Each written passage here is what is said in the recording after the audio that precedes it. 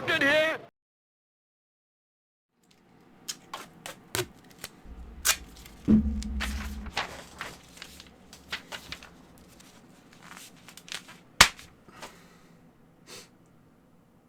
Hi, welcome to another vlog.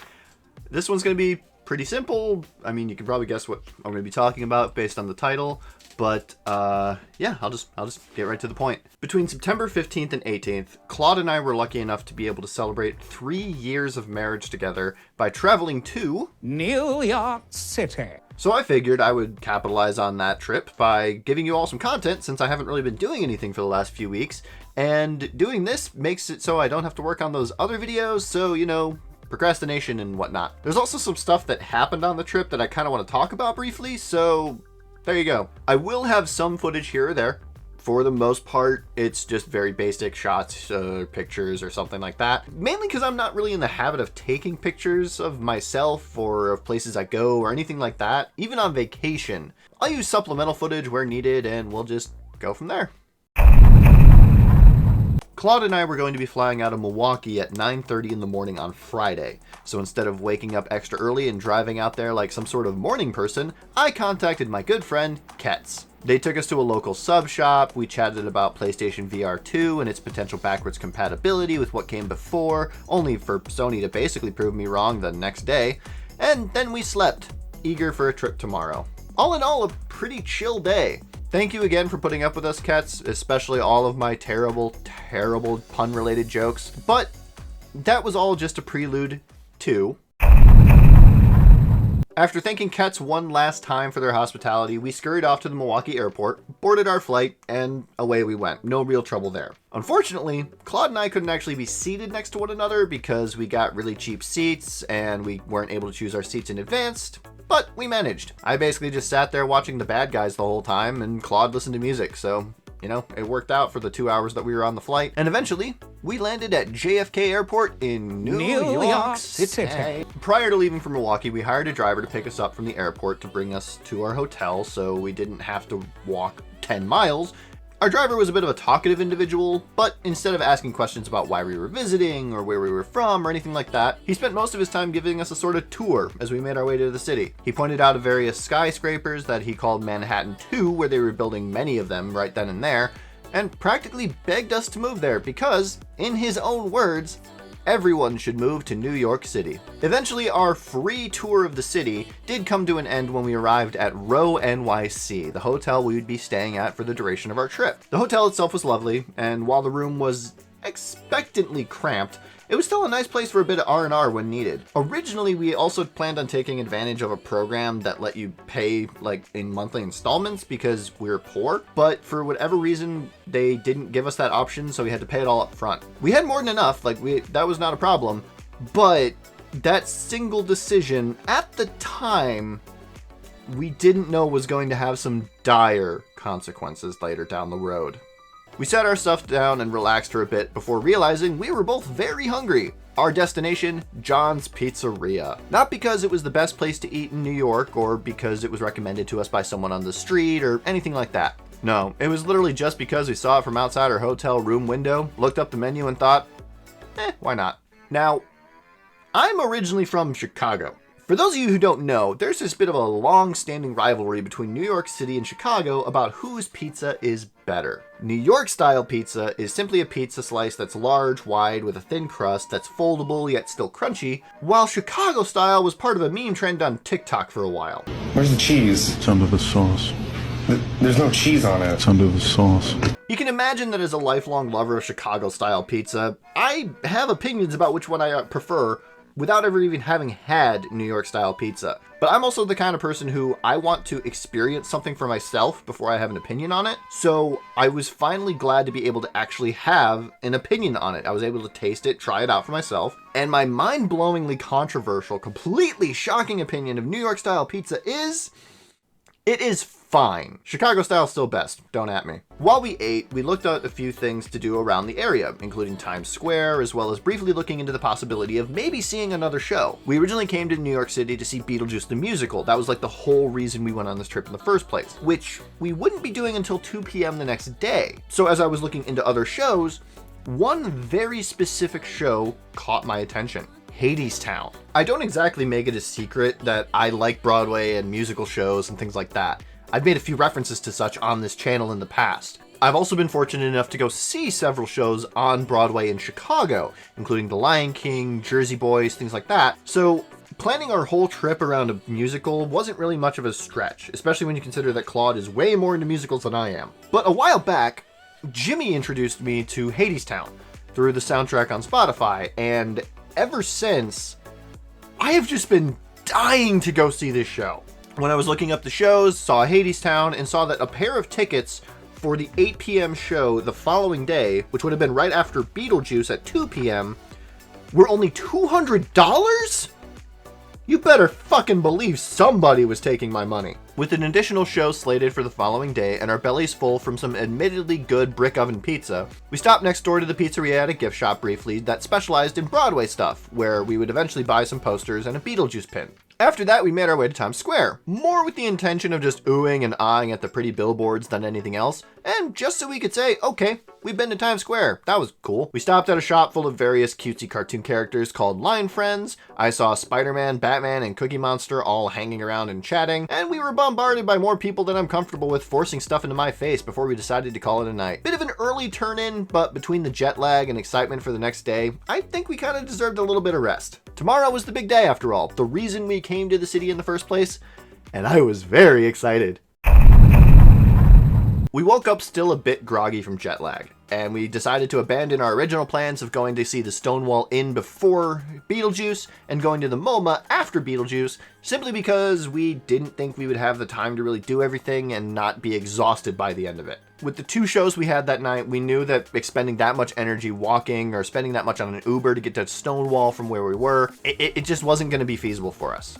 Besides, 2 full-length Broadway shows, that's more than enough to hold us over. So instead, we decided to go to the Hard Rock Cafe in Times Square. And after getting myself turned around because I thought I knew where I was going, we finally made it to the restaurant. We were greeted by the dulcet tones of Rascal Flatts playing Life is a Highway. I got myself a burger and Claude got some chicken tenders. And while we ate, 3 Rihanna songs played in a row. Not exactly what I was expecting from the Hard Rock Cafe, but that's more on me for assuming that an established restaurant chain called the Hard Rock Cafe could play more than just top 40 hits all day long. After we ate, we went back to the hotel room, relaxed for a little bit as we waited for the main event number 1, Beetlejuice the Musical. Now, this fabulous show about death has been a bit of a cult hit on Broadway for a while, first premiering on Broadway in April 2019, only to forcibly close in 2020 due to the pandemic. But in April 2022, they literally came back from the dead, and we just knew we had to go see it. With Alex Brightman playing the titular demon, we listened to the songs on Spotify countless times, and Claude even downloaded a few slime tutorials.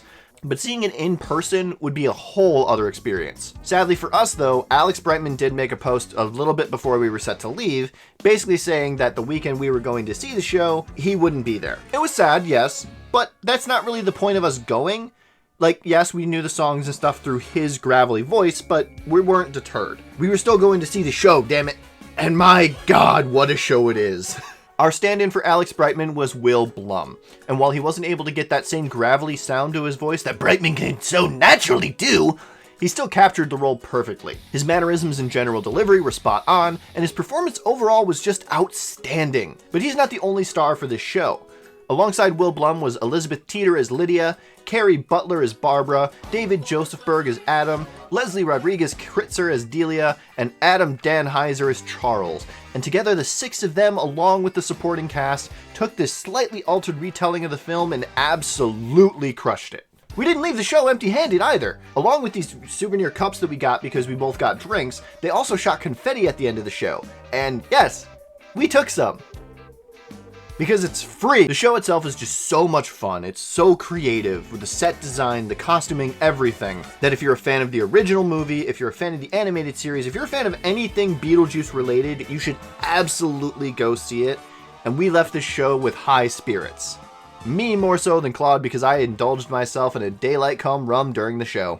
After that, we had about 3 hours to kill, so we watched some of the Owl House in our hotel room while we rested, got some more New York-style pizza at a smaller place across from our hotel called Mama's Pizza, Again, it was fine. And then made our way to the Walter Kerr Theater for our final show of the evening. I would love to say that we were first in line for Hadestown because we were just so excited to see the show, because we just absolutely had to be first in line. But it's more like we got done at the pizza place a little bit early and we didn't have anything else better to do. Either way, first in line, yay! But either way, the anticipation for this show was absolutely killing me. And in the end, my God, is this show worth the wait. For those unaware, Hadestown is a retelling of the Greek myth of Orpheus and Eurydice, a tragedy of a boy who goes into hell to save the love of his life, only to fail at the last possible moment. My horribly quick summation aside, the musical itself doesn't play out like a Greek play, instead featuring all original songs by Anais Mitchell with a New Orleans-style jazz soundtrack. One that I must have listened to all the way through on Spotify no less than 10 times in the month prior to leaving for New York. And to my surprise, I didn't really look into the actors who were in it beforehand, but 3 of the people who did the original Broadway cast recording were still performing in the show. Reeve Carney, Ava Noblezada, and Patrick Page played Orpheus, Eurydice, and Hades respectively. But we were also blessed with Jewel Blackman playing Persephone and Lilius White as Hermes, along with the rest of the supporting cast, the choir, the band. Everything from the sets, the performances, the lighting, and more was just incredible to see in person. You can watch videos like what I'm showing on screen right now. It does not do the same justice as it does sitting in that theater, seeing these actors performing and seeing everything come to life. But the absolute best part of the show, hands down, and minor spoilers for those of you who care about that sort of thing for a centuries-old story at this point, the moment Orpheus turned around to look back at Eurydice towards the end, just shy of the finish line. Just as he's climbing the stairs, as he's about to finish, as they're about to get back to the overworld, doubt gets the better of him. Orpheus turns, and as Eurydice is literally slowly lowered into the underworld thanks to the stage setup they had, you could just feel the anguish of the actors permeate throughout the crowd as they mostly silently watched in defiance and disbelief. And it was just utterly incredible to see. Hadestown is absolutely the show that everyone says it is. It is well worth the Best Musical Tony Award that it got in 2019, along with all of its other awards. And it is a show that I would absolutely go and see again. But after that, my eyes burning from tears, my hands sore from clapping, we left the Walter Kerr Theater and just went back to our hotel room. Went to bed. It was an incredible show, one that I sure as hell am going to see again. And as we drifted off to sleep that night, we were blissfully unaware of the horrors of what the following day had in store for us. Sunday was our day to return home. And as we waited in the hotel lobby for our car, I went and got McDonald's for me and Claude, and we waited for our ride to get to us so that we could get to the airport for our 3 p.m. flight. And everything was fine until we got in the car. I want to say this up front. I don't blame our driver. I don't blame the airline. The only person I blame in this situation is really me for not thinking ahead this far, for not anticipating what could have happened. It was just a series of circumstances that none of us really could have foreseen unless we did extensive research, or that could have been circumvented thanks to hindsight. I guess just in the moment, though, it was just so utterly overwhelming. Our car arrived at the hotel just past 1 p.m. And based on the fact that it took us an hour to get to the hotel from the airport originally, I kind of figured we were all set. An hour drive to the airport with maybe a little less time than is usually recommended to get through check-in and all of that. But we would certainly make our 3 p.m. flight. But unfortunately, there was this minor hitch in the plan in the form of a parade that blocked off like 30 blocks, cutting off our driver's route to the airport. For nearly 2 hours, this poor man just could not find a way around this parade. We got to the airport at 2:50 p.m. Our flight had boarded.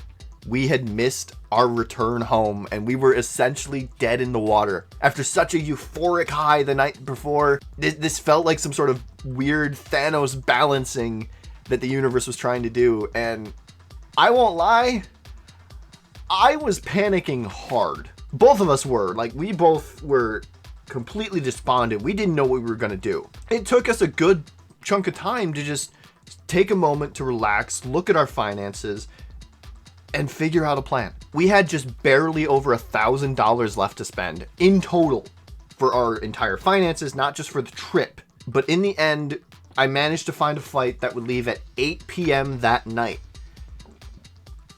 But it was through a different airline at a different airport. We had to get an Uber from JFK to LaGuardia. I booked the flight as fast as I fucking could because there were only a few seats left, and we made it. Granted, we had over 2.5 hours to wait, but we managed to get to the airport, sat down, got like a very cheap little quick meal, and made it. We got on the flight, we got home. We didn't have any other trouble after that, but we managed to get home. We paid for our parking, we got our baggage, like we got everything worked out fine. But that close to like 7 or 8 hours of from when our driver picked us up to when the plane took off were just unbelievably stressful. If anything, this was a learning experience for me. If you visit New York, don't get to the airport an hour before your flight. Don't plan on doing that. Get there a full day before your flight is set to take off, because you never know when an unexpected parade is going to come through and cut you off in traffic. I mean, that was basically it. That was like the big things I wanted to talk about, I wanted to mention. That was our trip to New York. Despite how we almost bankrupted ourselves in the end because of last minute changes that we had to do, I still unabashedly loved our trip. It was a roller coaster. It had like moments where we weren't sure we were going to make it home. We weren't sure we would have enough money, anything like that. But that's not stopping us from planning on maybe doing it again next year. I don't know what shows we'll see. I don't know if we're going to bring anyone with us. I don't know what's going to happen. We want to see Stonewall. We want to go to the Momo. If there's anything that you know of in New York that we should try out, whether it be a Broadway show, whether it be a tourist thing, please let me know down in the comments. Like, the more we have for options, the more awesome it's going to be. I just know that we're going to better plan our trip to the airport so that we don't have this happen again. Anyway, that's about it. Like, that was the trip. That was everything that we did. And now that this video is done, I can get back to working on the other videos I've been neglecting, like they were my New Horizons Animal Crossing villagers or something. So thank you all for watching, subscribe, and all that fun stuff. And I will see all of you in my next video. Thank you again for watching, and take care.